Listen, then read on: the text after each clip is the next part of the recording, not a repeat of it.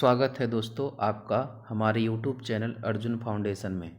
दोस्तों यह वीडियो खासकर उन बच्चों के लिए बनाई गई हैं जिन्होंने अभी तक हिंदी में कुछ भी तैयार नहीं किया है। यह वीडियो देखने के बाद यदि आप कुछ भी नहीं तैयार किए हैं और आपको ये डर लग रहा है कि हम बोर्ड का एग्ज़ाम कैसे देंगे और फेल होने का डर है, तो यह वीडियो देखने के बाद आपके मन से फेल होने का डर बिल्कुल ख़त्म हो जाएगा। इस वीडियो में हम आपको पेपर कैसे सॉल्व किया जाता है, कितने प्रश्न आते हैं, कौन से प्रश्न को हम किस प्रकार से सॉल्व करेंगे, किसका आंसर हम कैसे लिखेंगे, हर एक चीज़ें बताने वाले हैं। इसमें हम आपको एक मॉडल पेपर भी सॉल्व कराएंगे। इस वीडियो में हम क्या पढ़ने वाले हैं उसको हम एक नज़र में देख लेते हैं। आपको हम शुरुआत में जो भी बहुविकल्पी प्रश्न आते हैं उसके लिए कुछ इम्पोर्टेंट क्वेश्चन को लिए हैं, जिसमें से आपको अधिकांश क्वेश्चन आपको मिल ही जाएंगे। लगभग आप पूरे के पूरे क्वेश्चनों को पा जाएंगे। आपको पूरे टॉपिक वाइज हर एक चीज़ हम आपको इस वीडियो में पढ़ाने वाले हैं। जैसे कि छंद से क्वेश्चन आएगा, अलंकार से जो क्वेश्चन आते हैं, टोटल आपको कुछ भी छूटेगा नहीं। हर एक क्वेश्चन आपको इसमें मिलने वाला है। लास्ट में जब आप जाएंगे, इस लास्ट में आपको एक प्रैक्टिस सेट मिलेगा। उस प्रैक्टिस सेट को हम सीरियल से 1 बाय 1 एक एक क्वेश्चन को सॉल्व कराएंगे। तो ये रहा आपका क्वेश्चन की सीरीज, और इस क्वेश्चन की सीरीज को हम स्टार्ट करते हैं पहले क्वेश्चन से। देखते हैं पहले क्वेश्चन में क्या क्या आपको पढ़ने के लिए मिल रहा है। तो स्टार्ट करते हैं आज के इस वीडियो के पहले प्रश्न से। तो देखते हैं दोस्त क्या है पहला प्रश्न। तो ये आपका क्लास 10th हिंदी है। हिंदी का बिल्कुल 0 से हीरो वाली क्लास स्टार्ट करते हैं। पहला प्रश्न है आपका, स्टार्ट करते हैं तब आज का पहला प्रश्न है, प्रसिद्ध आत्मकथा क्या भूलूं क्या याद करूं के लेखक कौन है। यदि आपको इन प्रश्नों के आंसर पता हैं तो आप कमेंट बॉक्स में बता सकते हैं, या फिर आप ये कोशिश करेंगे कि आपको जितने प्रश्न आ रहे हैं उन प्रश्नों को तो ठीक है, लेकिन यदि जो नहीं आ रहे हैं उनको आप अपनी कॉपी में लिख लें।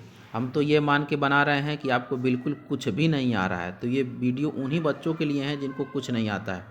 बाकी जो जान रहे हैं वो इस वीडियो को नहीं देखेंगे तभी कोई दिक्कत नहीं है, लेकिन जिनको डर है कि वो फेल हो जाएंगे तो ऐसे बच्चे इस वीडियो को ज़रूर देखें। तो पहला प्रश्न आप देखे हैं, तो उस पहले प्रश्न का जो राइट आंसर होगा वो क्या हो जाएगा। तो आप देखिए पहले प्रश्न का जो राइट आंसर है वो है पहला ऑप्शन, हरिवंश राय बच्चन। हरिवंश राय बच्चन की यह आत्मकथा है।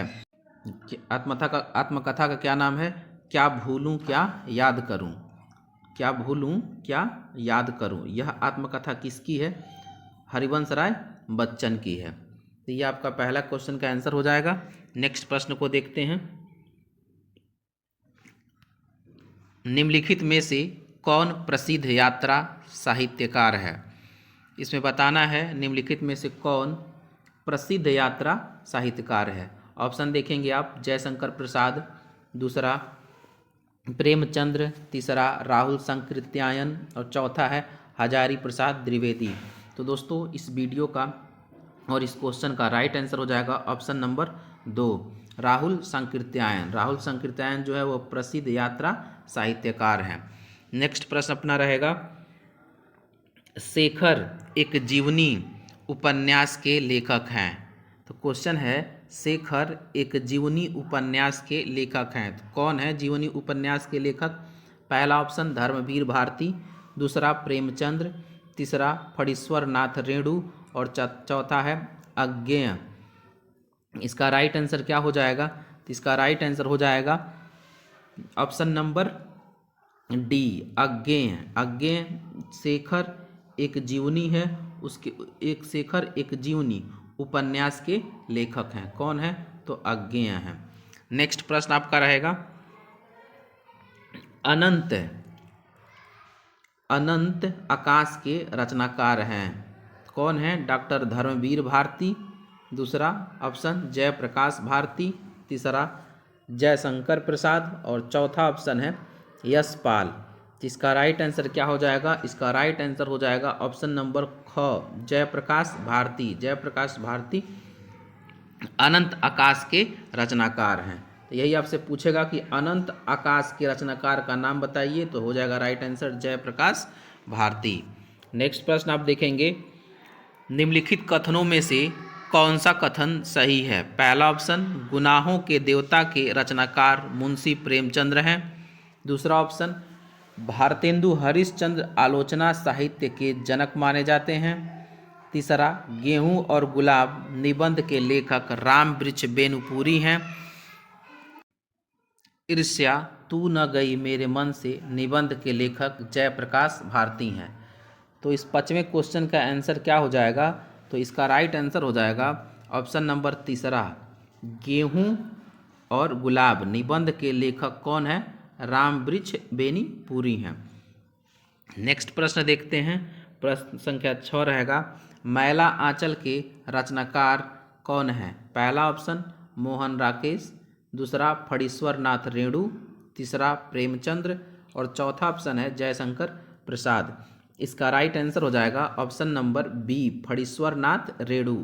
फणीश्वर नाथ रेणु किसके रचनाकार है? मैला आंचल के रचनाकार फणीश्वर नाथ रेणु हैं। नेक्स्ट प्रश्न देखेंगे दोस्त,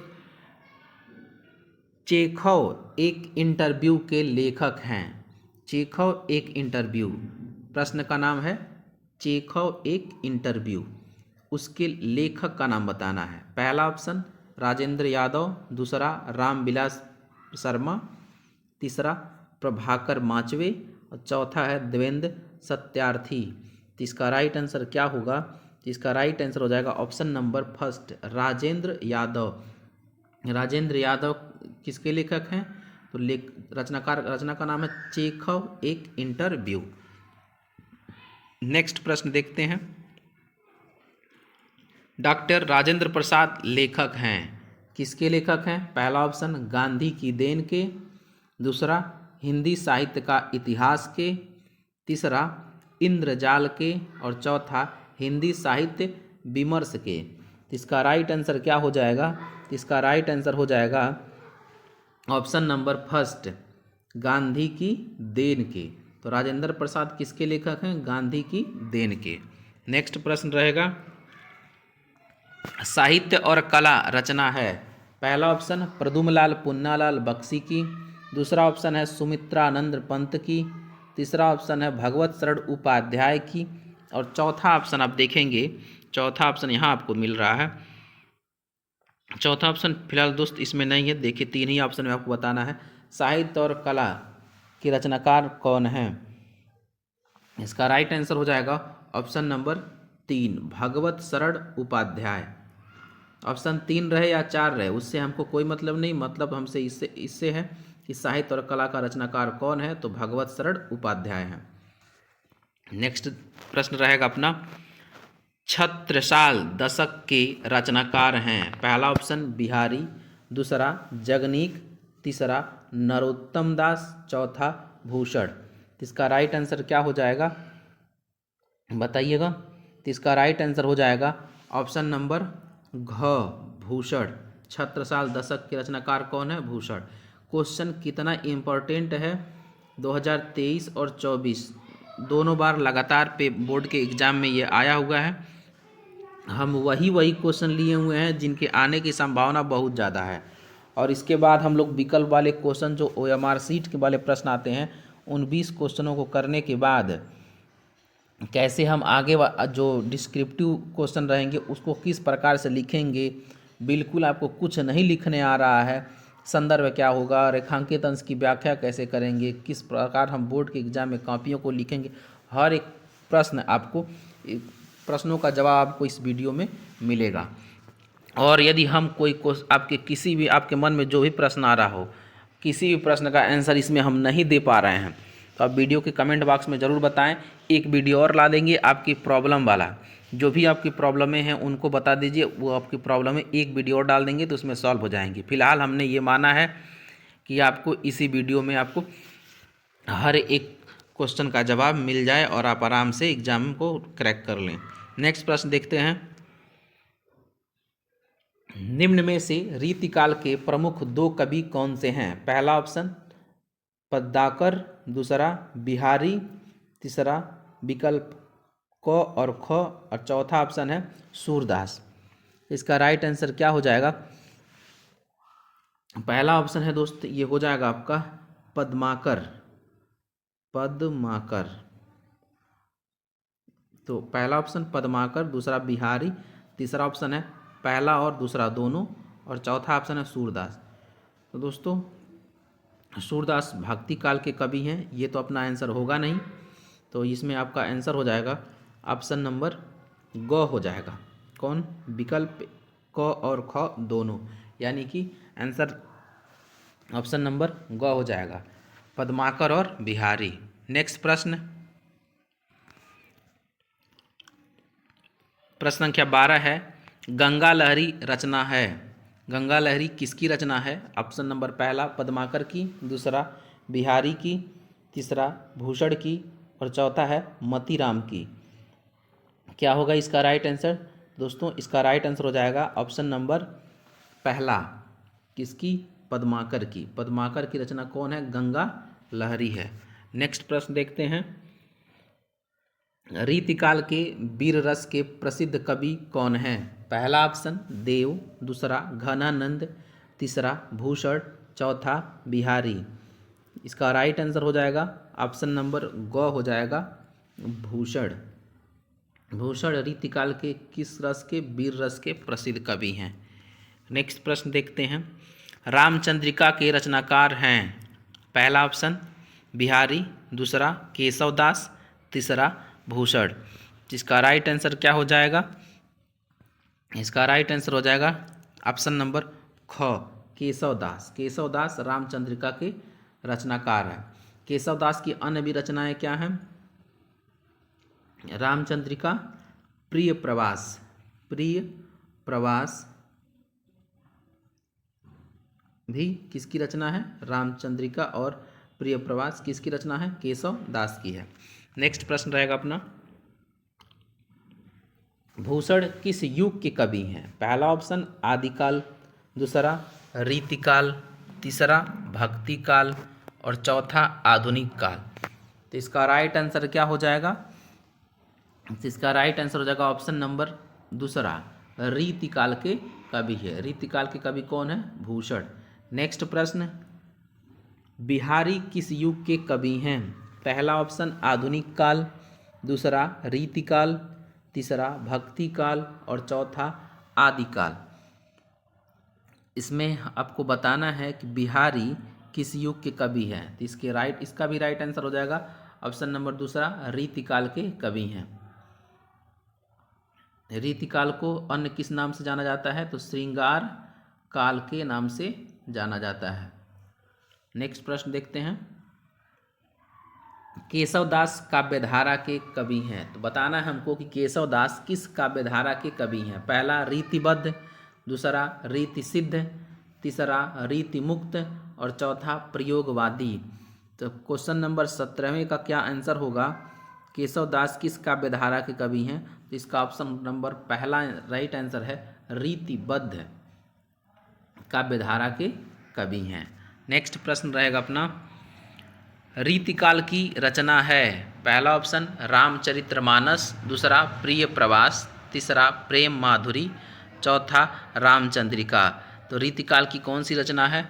तो जब केशवदास रीतिकाल के कवि हैं, तभी हमने बताया कि जो रामचंद्रिका है वो किसकी रचना है? केशवदास की है। तो जब केशवदास की रचना रामचंद्रिका है, तो जाहिर सी बात है रीतिकाल की रचना कौन हो जाएगी? ऑप्शन नंबर घ हो जाएगी, रामचंद्रिका। नेक्स्ट प्रश्न रहेगा अपना, रीतिकालीन कवि हैं। पहला ऑप्शन केदार भट्ट, दूसरा ऑप्शन जायसी, तीसरा पद्माकर, चौथा कृष्णदास। इसमें हमको बताना है कि रीतिकालीन कवि कौन हैं। तो दोस्तों इसका राइट आंसर हो जाएगा ऑप्शन नंबर ग हो जाएगा, पद्माकर रीतिकालीन कवि हैं। नेक्स्ट प्रश्न अपना देख रहेगा, अगला प्रश्न हम लोग का आ गया है रस से। मेरे भाइयों, जब हम लोग ये 20 विकल्प वाले क्वेश्चन को करते हैं तो उस 20 विकल्प वाले क्वेश्चनों में कुछ प्रश्न हिंदी गद्य साहित्य से आते हैं और कुछ प्रश्न हिंदी पद्य साहित्य से आते हैं। उसके बाद अपना ये जो व्याकरण का पार्ट है जिसमें से आपसे एक क्वेश्चन रस से, एक क्वेश्चन अलंकार से, एक क्वेश्चन छंद से, एक क्वेश्चन प्रत्यय से, एक क्वेश्चन उपसर्ग से, एक पर्यायवाची से, एक समास से, एक लकार से। इस प्रकार से आपसे एक एक क्वेश्चन करके ग्रामर के लगभग 10 क्वेश्चन आपसे पूछे जाते हैं। तो हम लोग जो रस है उससे पाँच सभी टॉपिकों से पाँच इंपॉर्टेंट क्वेश्चन लिए हुए हैं। तो उन क्वेश्चन को आपको हम दिखाते हैं किस प्रकार से क्वेश्चन पूछे जाएंगे और आपको करना कैसे रहेगा। तो रस वाले टॉपिक से देखते हैं। इस वाले में इस टॉपिक से पहला क्वेश्चन है, राम राम कहीं राम कहीं, राम राम कहीं राम, तुन परिहरि रघुवर बिरह, राउ गौ सुरधाय। इन पंक्ति में कौन सा रस है? तो हमको इसमें रस बताना है। मेरे भाई देखो, जब भी रस में अपने सिलेबस में करूड़ रस और हास्य रस दो इम्पॉर्टेंट यही रस हैं, तो हमको ट्रिक उन्हीं रसों पे लगाना है। या तो आंसर करूड़ रहेगा या तो हास्य रहेगा। तो ऑप्शन में वीर रस, शांत रस, रौद्र रस, कोई भी ऐसा रस आए बिल्कुल हमको उसमें कुछ भी नहीं करना है। या तो हमारा आंसर बनेगा करूड़ रस और नहीं तो बनेगा हास्य रस, क्योंकि हमारे सिलेबस में केवल 2 रस है। कभी भी कोई ऑप्शन में कोई और रस आ जाए तो बिल्कुल वो आंसर नहीं बनेगा। जैसे इसमें दे दिया वीर रस, ये हमारा आंसर नहीं होगा। बिल्कुल ये समझो कि हम ये जानते ही नहीं है कि कोई और भी रस होता है। हमारे सिलेबस में केवल 2 है, करूड़ रस और हास्य रस। हम इन्हीं को जानते हैं, इनके अलावा और कुछ मिलेगा तो हम नहीं जानते हैं। ये ऑप्शन नंबर गो आप देख रहे हो शांत रस है, तो ये भी इसका आंसर नहीं है। तो राम राम कहीं राम राम कहीं राम, तुन रघुवर बिरह, जो बिरह है उसका मतलब होता है बिछड़ना। तो जब बिछड़ेगा आदमी तो वो खुश रहेगा कि दुखी रहेगा? तो जाहिर सी बात है वो दुख रहेगा। तो करूड़ का मतलब होता है दुख। करूड़ का जो अस्थाई भाव होता है शोक, जब इंसान शोक में रहता है उसको बोलते हैं करूड़। करूड़ मतलब शोक और हास मतलब होता है हंसना। इसका राइट आंसर क्या हो जाएगा? ऑप्शन नंबर ख हो जाएगा। उम्मीद करते हैं आपको धीरे धीरे समझ में आ रहा होगा। नहीं भी समझ में आ रहा है तो भी समझ में आने लगेगा। आगे प्रश्न को देखते हैं। अगला प्रश्न रहेगा अपना, विपत्ति बटावन बंधु बाहु बिनु करो भरोसो का को में रस की पहचान कीजिए। देखो भाई, अब इसमें रस बताना है तो तुमको तो पहले ही पता है कि हम केवल 2 ही जान रहे हैं। आंसर या तो ये वाला ऑप्शन होगा, या तो आंसर ग होगा या तो आंसर घ होगा। इन्हीं दोनों में आंसर है। रौद्र हम जानते ही नहीं, शांत रस इसको भी हम नहीं जानते, तो ये 2 तो काट ही देंगे हम लोग। अब देखो, इसको पढ़ने से क्या हंसने वाली कुछ चीज़ें मिल रही हैं कि परेशानी वाली? अब हम देख रहे हैं स्टार्टिंग टाइम ही कह दे रहा है विपत्ति। विपत्ति माने यानी जायज़ सी बात है कोई परेशानी आ गई। जब कोई परेशानी आ गई तो हंसेंगे कि उसमें शोक में रहेंगे? तो जायज़ सी बात है, पागल तो है नहीं कि हंसने लगेंगे। तो किस में रहेंगे? करूड़, यानी कि शोक में रहेंगे। तो इसका राइट आंसर क्या हो जाएगा? इसका राइट आंसर हो जाएगा मेरे भाई ऑप्शन नंबर ग, करूड़ रस है। उम्मीद करते हैं धीरे धीरे समझ में आ रहा होगा। ऐसे ही आप बिल्कुल 100% जिम्मेदारी लेते हैं कि आप जरूर पास हो जाएंगे। नेक्स्ट प्रश्न को देखते हैं। तो खोजना है हमको, जाकर वहाँ पे देखना है, जरूर ये पूछेगा ये कौन सा रस है। जहाँ पूछ दिया कौन सा रस है तो याद रखना है हमको तो जाके ही खोजना है रस वाला क्वेश्चन कहाँ है, देखना है कौन सा रस है। तो नेक्स्ट प्रश्न को देखते हैं। तो तीसरा प्रश्न है अपना, फिर इसमें कह रहा है कि नाना वाहन नाना भेषा। इसमें पूछ क्या रहा है? देखो भाई, इसमें पूछ रहा रस। तो करूड़ और हास्य के अलावा कुछ और दिख रहा है? तो हाँ दिख रहा ख, इसको काटें, पता नहीं है क्या है, हटा दिया गया। ऑप्शन नंबर पहला और ऑप्शन नंबर तीसरा, करूड़ और हास्य। और भी कोई ऑप्शन रहे, 5 ऑप्शन रहे, 8 ऑप्शन रहे, कोई मतलब नहीं हमको। मतलब तो हमसे केवल 2 ही लोगों से है, तो करूड़ या फिर हास्य। देखा जाए इसमें कोई शोक वाली बात हो रही है कि हंसने वाली बात हो रही है? अरे हम तो यही जान लिए, यदि शोक वाली बात नहीं हो रही है तो इस बात से स्पष्ट होता है कि बात कौन सी हो रही है, हंसने वाली हो रही है। इसमें कुछ ज़्यादा दिमाग लगाने की ज़रूरत नहीं है। तो देखा जाए कहीं शोक है क्या, नाना वाहन नाना वेशा। तो देखो दोस्त, को नाना को बोला जा रहा है नाना वाहन और फिर नाना वेशा। बिहसे शिव समाज निज देखा, को मुख हीन विपल मुख कानु, बिनु पद कर को बहु बाहूं। उपर्युक्त में कौन सा रस है। यदि हम ये कहें कि हमको कुछ इसमें समझ ही नहीं आ रहा है कि कौन सा रस है, तो कहीं इसमें दुख वाली बात लग रही है। नाना वाहन नाना वेशा, लग रहा है इनको पढ़ने से नाना को वाहन कह रहा है, फिर नाना को वेशा कह रहा है, यानी ये सब बातें कह रहा है। लग रहा है कोई मज़ा ले रहा है इसमें। जब मज़ा ले रहा है तो इसमें करुड़ वाली बात तो है नहीं। विभत्स, ये तो कोई रस ही नहीं, हम जानते फिलहाल अभी के लिए तो हम जानते हैं ये कोई रस ही नहीं है। तो ये अपना राइट आंसर क्या हो जाएगा, हास्य रस। यानी कि कोई दुख वाली बात नहीं हो रही है। समझो, इस लाइनों से हमको लग रहा है ये कौन सा रस हो सकता है, हास्य रस हो सकता है। क्योंकि नाना वाहन, बिल्कुल आपको कोई अर्थ न निकालने आ रहा हो, ना ही हम कोई अर्थ निकाल के बता भी रहे हैं, ताकि आपको ये ना लगे कि आप ये इसका अर्थ जान रहे हैं तो आपको पता चल जा रहा है, और हम अर्थ नहीं जानेंगे तो हमको कैसे पता चलेगा। बिल्कुल हम भी नहीं जान रहे हैं और ये मान रहे हैं आप भी नहीं जान रहे हैं। हम लोग को किस तरह से अपने जुगाड़ से करना है ये देखते चल रहे हैं। तो अगला प्रश्न देखते हैं हम। कह रहा है शोक बिकल रोवही सबरानी, रूपशील बज तेज बखानी, करही बिलाप। तो देख लो दोस्त, आ गया मामला। पहली बात ऑप्शन 4, ना तो होने वाला है ख आंसर और ना ही होने वाला है क आंसर। आंसर तो होगा तो या तो हास्य रस होगा या तो करुण रस होगा। अब देखा जाए हंसी आ रही है कि नहीं आ रही है। तो शुरुआत में ही मामला डेंजर वाला आ गया, शोक। तो जब शोक है तब उसमें हंसेंगे कहाँ। तो इसका राइट आंसर क्या हो जाएगा, तो इसका राइट आंसर हो जाएगा ऑप्शन नंबर घ हो जाएगा, यानी कि करुण रस हमारा राइट आंसर हो जाएगा। मेरे भाई यदि समझ में आ रहा हो तो ज़रूर वीडियो को लाइक करना और बताना हमको, कि ताकि आप समझ पा रहे हो ये हम जान सके। नेक्स्ट प्रश्न को देखते हैं। अगला प्रश्न रहेगा, जे ही दिसी बैठे नादर फूली, सो दिसी ते ही न बिलोकी भूली, पुनि पुनि यूनि सही अकुलाही, देखी दशा हरगन मुस्काही। तो मेरे दोस्त हमें लग रहा है कि आप जान गए होगे कौन सा रस है। तो श्रृंगार है, बिल्कुल नहीं है, ये तो हम जानते ही नहीं हैं। वीर रस, ये भी बिल्कुल नहीं है। या तो हास्य रस है या फिर करुण रस है। तो देखा जाए रोने होने वाली बातें हो रही हैं कि हंसने वाली बातें हो रही हैं, यहीं पे की पॉइंट हमको मिल गया है कि ये बातें कौन सी हो रही हैं। तो मेरे दोस्त ये बातें कौन सी हो रही हैं, मुस्काही बोल रहा है, यानी मुस्कान वाली बात है। मज़ा आ रहा है, तो मज़ा आ रहा है, तो इसका राइट आंसर क्या हो जाएगा, ऑप्शन नंबर पहला हो जाएगा। कौन सा रस, हास्य रस हो जाएगा। तो हास्य रस इसका राइट आंसर हो जाएगा।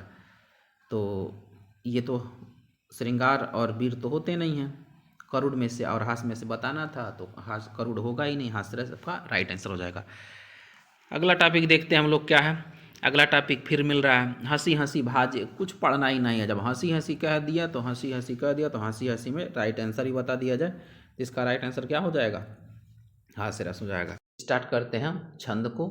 छंद में आप देखते हैं क्या होगा। जिस प्रकार से आपने उसमें रस में देखा, हम लोगों को 2 रस पढ़ना था, हास्य रस और करुण रस। उसी प्रकार से इस प्रश्न में यदि आपको रोला और सोरठा के अलावा कोई भी दिखेगा तो उसको कभी अब ट्रिक नहीं करना है, वो आंसर नहीं रहेगा। तो यहाँ देख रहे हैं ऑप्शन नंबर 3 दोहा, इसको काट दीजिए। ये जो एग्जाम्पल दिया रहेगा उस एग्जाम्पल में हमको बताना रहेगा कि ये रोला का एग्जाम्पल है कि सोरठा का है। उसके कुछ तरीके हैं, हम आपको बताते चलते हैं। जैसे आप देख रहे हैं लिखा हुआ मैं समूह जो निर्धार, कामा लगा दिया। यह जग कांचो कांच सौ, तो यहाँ पे एक खड़ी पाई कर लिया। तो समझें आप, ये आपका ऊपर एक लाइन लिखी रहेगी, उसके बाद आगे देखते हैं, एक रूप अपार प्रतिबिंबित लिखयुत जहाँ। तो ये वाली जो लाइन है ना, ये वाली, ये आपका यहाँ रहेगी नीचे, यहाँ से यहाँ तक। इस तरह से ये कितने लाइनों में रहेगा, 2 लाइनों में लिखा रहेगा। तो यदि हम आपको बताते हैं, यदि इसमें सोरठा रहेगा तो पहचान क्या है, इसमें तुक मिलता है। फिर आप कहेंगे सर तुक क्या होता है। देखिए आप इसको जब पढ़ रहे हैं, लिखा हुआ मैं समूह निर्धार, इसमें निर्धार है, पहली लाइन का थोड़ा सा पढ़ें आप तो निर्धार।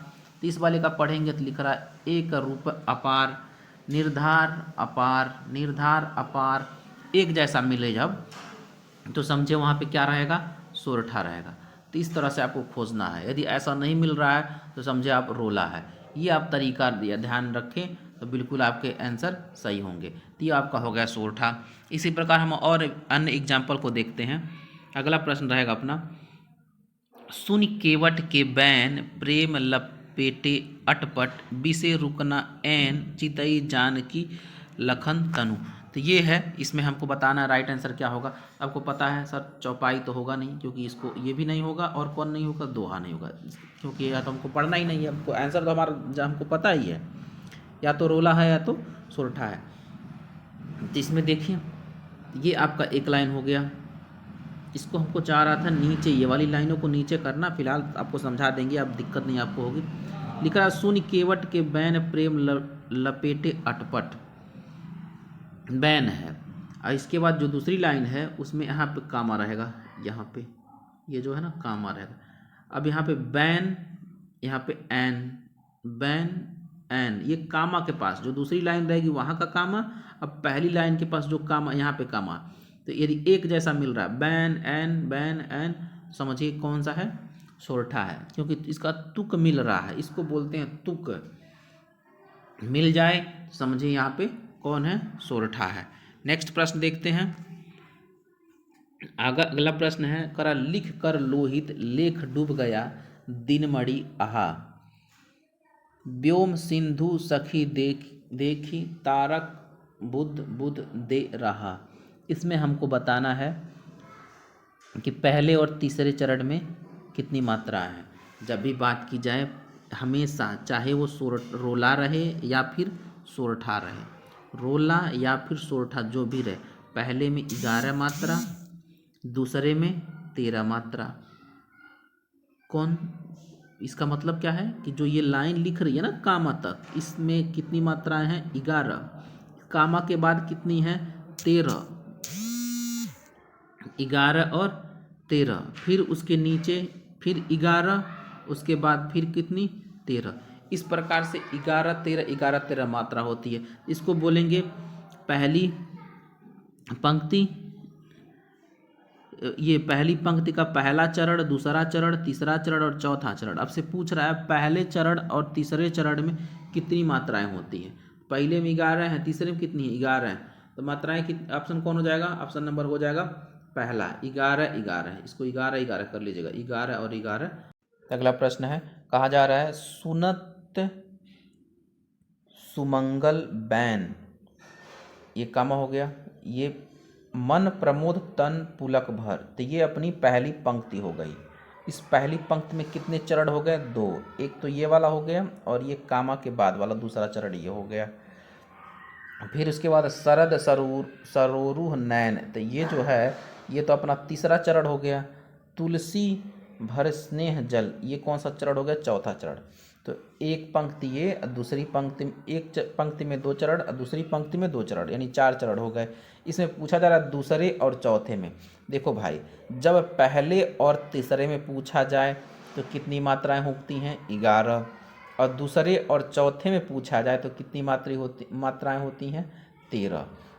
तो हमारा राइट आंसर क्या हो जाएगा, पहला ऑप्शन, 13 13 मात्राएं।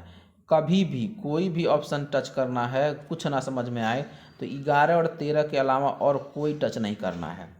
पहला पूछे तो 11 11 पहला और तीसरा में, और दूसरा और चौथा पूछे तो 13 13। ये अपना तरीका रहेगा करने का। नेक्स्ट प्रश्न है, कह रहा है नव उज्ज्वल जलधार हरिकसी, 16 बीच छहरती बूंद मध्य। देखो भाई, इसमें ज़्यादा कुछ दिक्कत ना होगी, बस ऐसे करो। कुंडलिया है नहीं, दोहा है नहीं, इतना कुछ दिया हुआ है, बस हमको तुक खोजना है, तुक मिल रहा है कि नहीं। ये अपना पहला चरण हो गया, ये अपना दूसरा चरण हो गया। यहाँ पे कह रहा है पहला चरण दूसरा चरण, ये हो गया अपना तीसरा चरण। अब कह रहा है इसमें सौहल, इसमें सुधारस कुछ मिल रहा नहीं, मिल सौहल सुधारस बिल्कुल नहीं मिल रहा। जब नहीं मिल रहा है तो ये क्या हो जाएगा अपना, तो ये क्या बन जाएगा, रोला। अब मिले तो तुक मिले तो क्या हो जाता है, सोरठा। तो राइट आंसर क्या हो जाएगा, रोला। उम्मीद करते हैं दोस्तों आपको ये वीडियो पसंद आई होगी, और इस वीडियो में आपको छंद क्लियर, रस के बाद छंद क्लियर हो गया होगा। नहीं समझ में आया बार बार इस वीडियो को देखिएगा, इसलिए 1 से 2 दिन पहले, एग्ज़ाम के 1-2 दिन पहले अपलोड कर दे रहे हैं ताकि आपको दिक्कत ना हो। नेक्स्ट प्रश्न मिलेगा अलंकार से। अलंकार क्या होता है देखते हैं। काव्यों की शोभा बढ़ाने वाले उपकरणों को अलंकार कहते हैं। ये अलंकार की परिभाषा है जो कभी पूछी नहीं जाएगी। पहला क्वेश्चन रहेगा पीपर पात सरस मन डोला, उपर्युक्त पंक्ति में अलंकार बताना है। कभी भी अलंकार जब पूछा जाए तो हमारे सिलेबस में कौन से अलंकार हैं, 3 अलंकार हैं, रूपक, उपमा और उत्प्रेक्षा। इन तीनों के अलावा कभी कोई अन्य आए तो वो आंसर होगा ही नहीं। तो इसमें कौन, इसका अलंकार में कौन सा इसका राइट आंसर हो जाएगा, तो जब कभी किसी की उपमा दी जा रही हो, पीपर पात सरिस मंडोला, पंक्ति में अलंकार बताना है। जब किसी की उपमा दी जा रही हो तो वहाँ पे उपमा अलंकार होगा। जब किसी की तुलना किसी के रूप से की जा रही हो तो वहाँ पे रूपक अलंकार होता है। इस प्रकार से अपने अलंकार होते हैं। तो देखते हैं, पहला है पीपर पात सरिस मंडोला। दोस्तों इसका जो अलंकार है, इसका राइट आंसर जो है ना, वो है ऑप्शन नंबर ख, उपमा। तो जो ये क्वेश्चन है कई बार बोर्ड में आ रहा है, 2023 में आया, 2024 में आया, बार बार ये प्रश्न बोर्ड में आता है। तो इस क्वेश्चन को भी ध्यान में डाल दीजिएगा कि हाँ ये क्वेश्चन रहेगा तो इसका राइट आंसर हो जाएगा उपमा। बार बार यही सब प्रश्न बनते हैं सब, तो ये हो जाएगा आपका उपमा अलंकार। किसी के रूप की तुलना तो की नहीं जा रही है तो ये भी अब नहीं रहेगा। और दूसरा वाला तो ये तो कट ही जाएगा। जब किसी की तुलना किसी के रूप से की जाए, जैसे चरण कमल, अब चरण की तुलना किससे की जा रही है, कमल। तो जब तुलना की जाए तो वहाँ पे होता है रूपक, किसी के रूप की बात की जाए। चरण कमल, ये जो चरण है वो किसके समान बताया जा रहा है, कमल के समान, तो उसके लिए रूपक की बात रहेगी। नहीं तो उत्प्रेक्षा में क्या होगा वो आपको हम एक तरीका बताते हैं, उसको आप जान जाएंगे। नेक्स्ट प्रश्न, तो इसमें ये तो हो गया आपका पीपर पात सरस मंडोला का उपमा अलंकार। ऐसे आगे प्रश्न देखते हैं। अगला कह रहा है चरण कमल। अब चरण किसके समान, कमल। ये तो कौन नहीं होगा, उपमा नहीं होगा। और क्या नहीं होगा, ये तो हम लोग, ये वाला अलंकार तो हम लोग जानते ही नहीं है, हम लोग को 3 ही पढ़ना है, उपमा, उत्प्रेक्षा और रूपक। तो चरण कमल, तो ये कौन सा अलंकार हो जाएगा, रूपक, रूप की बात की जा रही है। तो ऑप्शन नंबर ग इसका राइट आंसर हो जाएगा। नेक्स्ट प्रश्न रहेगा अपना तीसरा, कर यहीं कहीं पर बिखर गई वह भग्न विजय माला सी, पंक्ति में कौन सा अलंकार है। तो श्लेष है, बिल्कुल नहीं है। अब उसके बाद आगे देखते हैं, रूप, किसी के रूप की बात की जा रही है। कह रहा यहीं कहीं पर बिखर गई भग्न विजय माला सी, किसी के रूप की बात नहीं की जा रही, इसलिए रूपक नहीं होगा।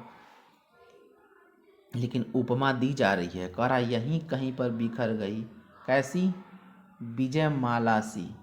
उपयुक्त पंक्ति में कौन सा अलंकार है, तो कौन सा अलंकार हो जाएगा, उपमा अलंकार हो जाएगा। नेक्स्ट प्रश्न, वैसे ये एग्जाम्पल बार बार बोर्ड में आते हैं, इन्हीं को आप देख के जाएंगे, निश्चित है आपको मिल जाएगा। सोहत ओढ़े पीत पट श्याम सलोने गात, मनो नील मणि शैल पर आतप प्रयोग प्रभात। ये उत्प्रेक्षा अलंकार हो जाएगा अपना।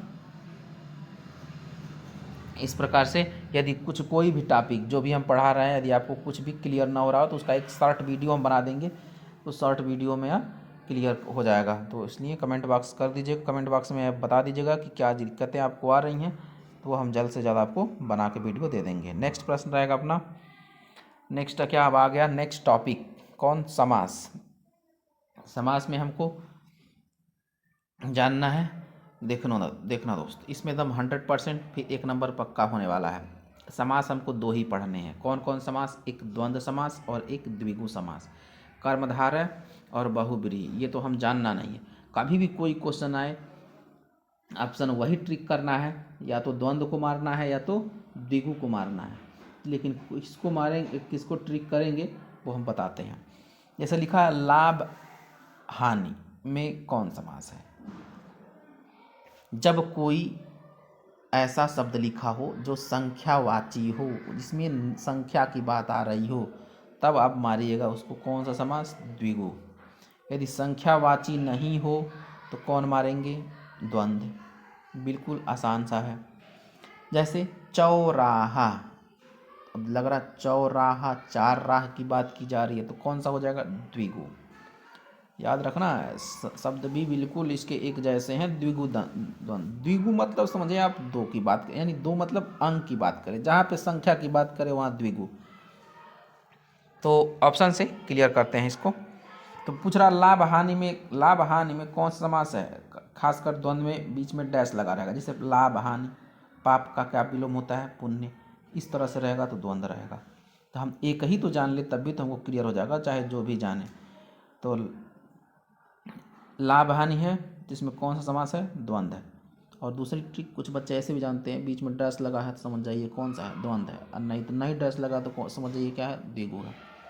नेक्स्ट प्रश्न कह रहा त्रिवेणी, त्रि माने क्या होता है? तीन, तो कौन समास हो जाएगा? द्विगु समास हो जाएगा, बस संख्या वाला। नेक्स्ट प्रश्न सुख दुख आ गया, जब इसमें डैश लगा, बीच में ये वाला डैश लगा ना, तो समझिए कौन सा हो जाएगा? द्वंद्व हो जाएगा। इस प्रकार से आप सब इसका 1 नंबर आपको तुरंत मिल जाएगा। कह रहा षष्ठ दर्शन, बीच में डैश लगा है? नहीं लगा है। नहीं लगा है तो कौन सा समास है? द्विगु समास है। बस षष्ठ माने होता है 6, इसकी बात की जा रही है। नेक्स्ट प्रश्न रहेगा अपना पंचवटी, पंच माने कितना होता है? 5, 5 मतलब कौन सा समास हो जाएगा? द्विगु समास हो जाएगा। क्या इतना आसान है? आप आराम से 1 नंबर इसका 100% क्लियर हो जाएगा। इसी प्रकार से आगे देखते हैं क्या है। वेद पुराण, वेद पुराण, वेद पुराण, अब इसमें क्या आंसर हो जाएगा? इसका आंसर आप वीडियो के कमेंट बॉक्स में बता सकते हैं। नेक्स्ट प्रश्न अपना रहेगा उपसर्ग आ गया। उपसर्ग को कैसे करते हैं? ये तो और भी ज़्यादा आसान रहेगा। उपसर्ग में लिखा हुआ है सह उपसर्ग लगाकर सही शब्द बनाइए। उपसर्ग मतलब कोई ऐसा शब्द रहेगा जो किसी शब्द जैसे लिखा हुआ है सह देखिए कहाँ पे है? सुमति नहीं इसमें है, सुमति इसमें नहीं है, असुविधा नहीं है, कुसंगति इसमें भी नहीं है। सह, सह ये तो सह से मिल के बना ये सब, सहकर्मी, तो ये आपका राइट आंसर हो जाएगा। सह उपसर्ग से ये बना है। नेक्स्ट प्रश्न हो जाएगा अपना उपदेश शब्द में प्रयुक्त उपसर्ग हमको बताना है। उपदेश में कौन सा उपसर्ग लगा हुआ है? तो उपदेश में कौन सा? उ लगा? नहीं लगा। उ लगेगा तो प देश बचेगा, तो कोई शब्द होता है क्या? ये कुछ मतलब नहीं इसका होता है, तो इसलिए ये नहीं होगा। अ का तो कोई बात नहीं है। अन तो इसमें कुछ है ही नहीं, तो कौन आंसर सही हो जाएगा? ग, उप से बना उप, और इसमें किस में उप जुट गया है? देश में जुट गया है, इसलिए क्या बन गया? पहले भी एक ये शब्द था, लेकिन उप जुड़ने से नया शब्द बन गया उपदेश। इस तरह के शब्दों को क्या बोलते हैं? उपसर्ग बोलते हैं। नेक्स्ट प्रश्न रहेगा अपना उप उपसर्ग से बना शब्द नहीं है, कौन उप से नहीं बना है? तो उपदेश तो बना ही है, उपनाम भी आप देख रहे हैं बना है, उपवन भी बना है। क्यों बना है? क्योंकि इसमें क्या मिल रहा है? उप मिल रहा है। कौन नहीं मिल रहा है? ऊपर नहीं मिल रहा है, ये नहीं बना है। तो कौन सही इसका कौन आंसर हो जाएगा? ऑप्शन नंबर ख इसका राइट आंसर हो जाएगा, क्योंकि ये पूछा हमसे कौन नहीं बना है, तो कौन नहीं बना है? ऑप्शन नंबर ख नहीं बना है। नेक्स्ट प्रश्न पर्यावरण शब्द में प्रयुक्त उपसर्ग है। पहला ऑप्शन पर्या, दूसरा वर्ण, तीसरा परि, चौथा प्र। तो देखते हैं इसका राइट आंसर क्या हो जाएगा। तो पर्या से पर्या लगाया जाए तो क्या बचेगा? वर्ण, कोई मतलब नहीं। प्र से कुछ बिल नहीं, बिल्कुल कौन सा ये आंसर होगा? ऑप्शन नंबर ग जगह परिधन आवरण, इसी से बना है पर्यावरण, तो सही आंसर हो जाएगा ऑप्शन नंबर ग। नेक्स्ट प्रश्न रहेगा अपना निर्जन शब्द में किस उपसर्ग का प्रयोग किया गया है? तो निर्जन में किसका किस शब्द का उपयोग किया गया है, तो इसका आंसर आप वीडियो के कमेंट बॉक्स में ज़रूर बताएं, क्योंकि अभी तक 3-4 क्वेश्चन आपको करा दिए, एक क्वेश्चन आप इसमें बता दें। अब इसके बाद मिल रहा है आपका पर्यायवाची। पर्यायवाची तो बिल्कुल विद्या क्वेश्चन बैंक उठाएंगे और थोड़ा बहुत धीरे धीरे जो जो इम्पोर्टेंट क्वेश्चन बोर्ड में आए हुए हैं उसको तो हम करा ही दिए हैं, इन्हीं को देख लें, हो सके तो आपको इसी में से मिल जाए। मछली का पर्यायवाची आपको बताना है कि मछली का पर्यायवाची क्या होगा।